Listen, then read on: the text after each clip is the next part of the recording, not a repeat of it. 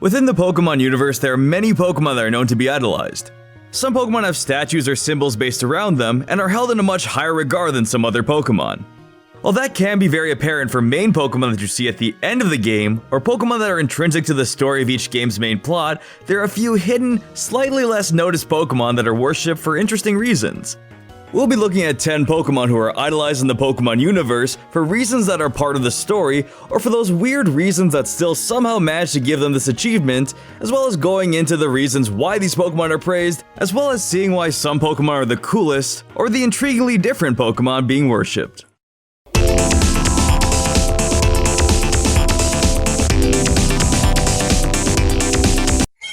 Number 10. Let's start things off a little slow with one of those less noticed worships in Pokemon. There are main legendary Pokemon with updated stories and added cults to really display their worshipped and praised status. But there are some simple Pokemon like Slowpoke who have just a little tidbit of information and reason that still gives them this status. Maybe not on the exact level, but in a similar way that they deserve to be on this list. Slowpoke is probably one of the least expected Pokemon to be worshipped. I'm not talking about the Generation 2 heist of Team Rocket appraising and selling its tails for large sums of money, but in Pokemon Ultra Sun, its Pokédex entry states that there are some places where Slowpoke is worshipped because of a long-standing belief that whenever Slowpoke yawns, it rains. You would think a Pokemon like Slowking would have this following, however Slowpoke is the one Pokemon that is mentioned to have locations where it is worshipped because of its rain indicating yawn. There's not too much of a story or details that bring this up, other than the Pokédex to really add on to the story, but Slowpoke still has a small different sort of story than you'd expect for a Pokemon to make it onto this list. Number 9. The guardian deities of Alola are one of, if not the most known Pokemon to be worshipped. Well, maybe not the number 1 most known because there's one Pokemon that's even more obvious, but with a title that has deities in it, and this group being protectors of the region, there's no way that at least one of the Pokemon in this group isn't the first one to be thought of when reading the title. With these 4 legendary Pokemon, the other 2 box art legendaries and their pre-evolutions fall into play in the lore of Alola, so we'll be combining them all together in this section.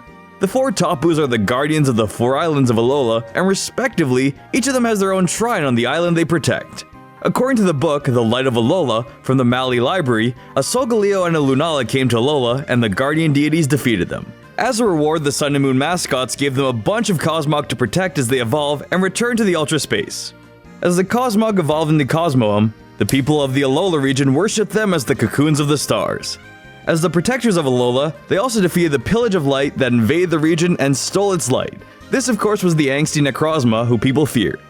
The Alolan people have a lot to thank their guardian deities as they have saved them time and time again, and some of them have even seen them, unlike certain other regions where the inhabitants don't really get to see the Pokemon they worship or even given the items to unlock a battle with them. Number 8. Zashin and Zamazenta. Sword and Shield introduces Zashin and Zamazenta who have a little praising going on as well. Within the story of Galar, there is an overarching theme about history being rewritten throughout the years. This is the story about how Zashin and Zamazenta, the heroes of Galar, went from being worshipped and idolized by the people of Galar to being completely erased and their praise given to a single king. The real story is uncovered by Sonia and you, the player and customer of Game Freak, as you travel across Galar visiting monuments and discovering irregularities in the story. It is found out that the king are actually 2 brothers being aided by Zashin and Zamazenta to be able to defeat Eternatus and the darkest day it caused. After those events, they were seen as the saviors of Galar and had monuments built in their honor. But with time, the descendants of one of the king's brothers made sure to cover them and spin the story, completely erasing them from the memories of the inhabitants of Galar. This is a different type of story for the important legendary Pokemon in a main game, as Zashin and Zamazenta went from being idolized to completely forgotten and erased from history over time. Number 7. Pikachu. Pikachu is a Pokemon that bends the definition of being idolized in real life and in the games. Pikachu is known to be idolized by the Pokemon Company themselves and is the mascot of the games and anime.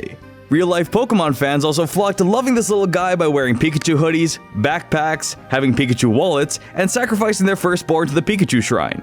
While none of that is really worshipping, except for the last one, it does show how loved Pikachu is and how Game Freak would add plots that focus on Pikachu in-game. Even in-game, there are characters like the Pokekid and Pokefan trainers that dress up like Pikachu, and there is even one Pokemon that truly idolizes Pikachu. Mimikyu is a Pokemon that disguises itself as a Pikachu because of all the love it gets within its world that Mimikyu someday hopes to have.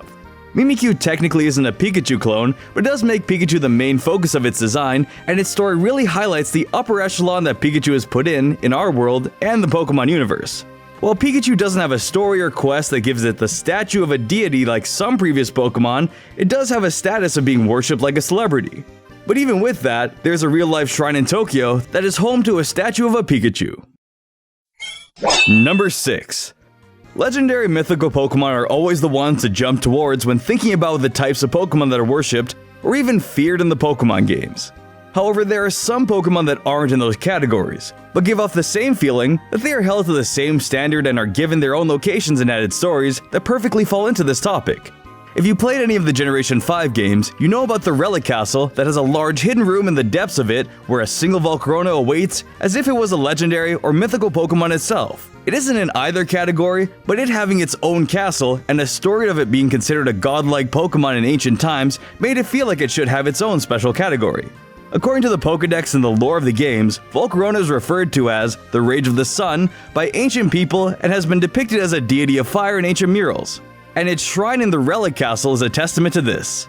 Since it has its own shrine in ancient religion that venerated Volcarona, it is a wonder how it isn't being considered a legendary Pokemon from the Unova region. Number 5. Amistar and Pidgeot. Although this entry isn't canon in the games, if I didn't add these two onto this list, there would be a war in the comments. The Twitch Plays Pokemon run of Pokemon Red started on February 2014, and during the Pokemon Red collective playthrough, memes of worshipping were born. They were based on the Pokemon that were had as Red, the main character of Twitch Plays Pokemon, was constantly checking on the Helix fossil, and everyone assumed he was looking to it for answers. The Helix fossil bred Amistar the name Lord Helix, which by process of elimination made the Dome fossil and Kabuto the opposite of that and revealed the rivalry of the ages. It was said, by Twitch chat, not any actual philosophers or in-game writers, just making that clear, that the Dome fossil and the Helix fossil are ancient rivals constantly fighting between democracy and anarchy, with Red caught in the middle of their struggle. Amistar isn't the only idolized Pokemon from this run, as the Pidgeot, known as Bird Jesus, is thought to be the savior of the Twitch Plays Pokemon playthrough. It turns out that if you have enough people watching, any Pokemon can be idolized, and even become a reference in the official games, even if it's just in the French version. There is also Battery Jesus, the Zapdos, also known as John the Zaptist. Number 4. Krogunk. Krogunk was one of the most interesting Pokemon to idolize, and the first Pokemon I thought of that made me come up with this topic. If you remember in Pastoria City, there's a big photo stand in the middle that lets you have your head on the body of a Krogunk. This is a city that has Krogunk as their idol, and is a sort of mascot to the people who live in the city. Aside from the giant billboard of a Krogunk in the middle of the city that is a popular attraction for tourists, there's also a golden statue of Krogunk in the Pokemart sitting on the counter. Having a golden statue in your honor is a pretty nice achievement to obtain as a Pokemon. Not many Pokemon have that. In Sinnoh, Krogunk are native to the Great Marsh, which is located in Pastoria City, and an added reason why it was the Pokemon they picked to represent their city. It is a more unique Pokemon to have chosen as a mascot, but spans throughout the regions, as you can find that golden statue of Krogunk in the Galar region as a small reference to the quaint little city in Sinnoh. Number 3. Bellsprout. While it isn't in the entire city, Violet City having its own Sprout Tower filled with statues of Bellsprouts, and having many sage who dedicate their time praising Bellsprout due to its gentle and peaceful nature, keeping at least one Bellsprout in their party, and trying to train them up as a token of appreciation, is a nice bit of gratitude to this little grass Pokemon.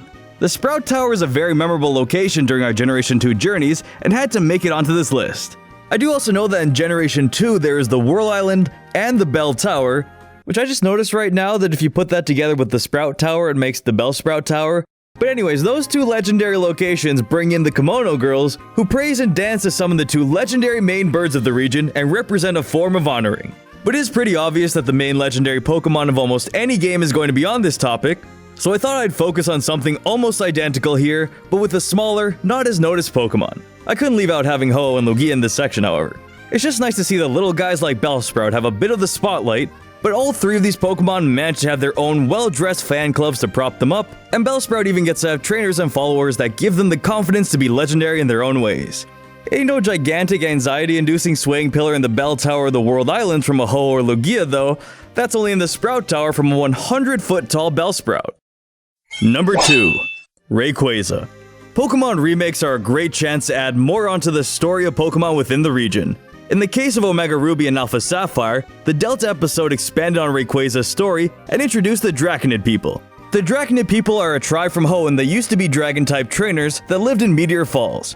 They have been around since Primal Groudon and Primal Kyogre first clashed, but were stopped by Rayquaza. And as both primal Pokemon awoke again, the lore keeper from the Draconid people wished for Rayquaza's return, giving it the ability to Mega Evolve. It does make sense that people would worship Pokemon that can control the weather in this game. We have Slowpoke for rain to grow some crops, but a whole tribe for Rayquaza just to keep the weather fair so we can walk around without an umbrella or go to the beach.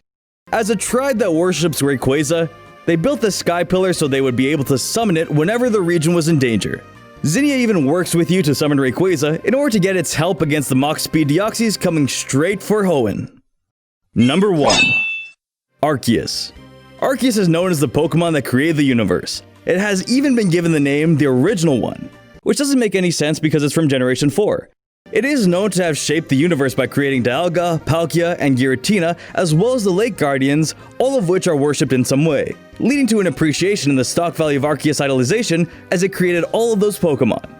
In the Sinnoh region, we can see that they worship these Pokemon. Eterna City has a statue of Dialga and Palkia that has plates that speak about them, Celestic Town and the second floor of Mount Coronet has art of the Lake Guardians, and the library located in Canalave City has books that explain the myths of Sinnoh. Technically, this means with all the literature and art created for these other Pokemon, the credit actually goes to Arceus because they wouldn't even be here without it.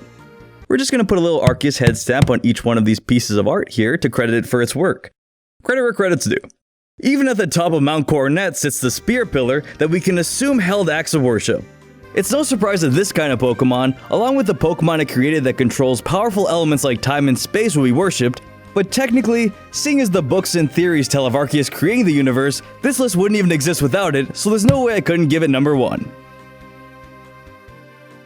As an honorable mention, Mr. Rime is actually stated to be idolized by Mime Jr., as I look for a Mr. Rime that is talented to imitate and learn how to practice their dance steps so they can evolve into Mr. Rime themselves, which are widely popular in the region for their talent in tap dancing, which is not only a case of a Pokemon idolizing another, but also following in their footsteps.